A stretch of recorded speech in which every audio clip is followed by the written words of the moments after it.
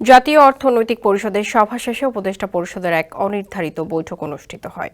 দায়িত্ব পালনে বিভিন্ন সময় নানা ধরনের অযৌক্তিক দাবি দেওয়া, উদ্দেশ্য প্রণোদিত ও এখতিয়ার বহির্ভূত বক্তব্য এবং কর্মসূচি দিয়ে যেভাবে স্বাভাবিক কাজের পরিবেশ বাধাগ্রস্ত করে তোলা হচ্ছে এবং জনমনে সংশয় ও সন্দেহ সৃষ্টি করা হচ্ছে তা নিয়ে বিস্তারিত আলোচনা হয় বৈঠকে।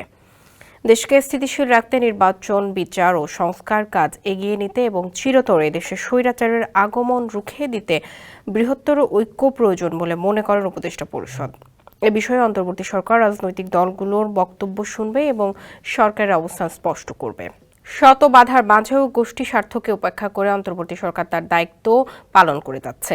যদি পরাজিত শক্তির ইন্ধনে এবং বিদেশি ষড়যন্ত্রের অংশ হিসেবে সরকারের উপর আরোপিত দায়িত্ব পালনকে অসম্ভব করে তোলা হয়, তবে সরকার সব কারণ জনসমক্ষে উত্থাপন করে পরবর্তী সিদ্ধান্ত নেবে।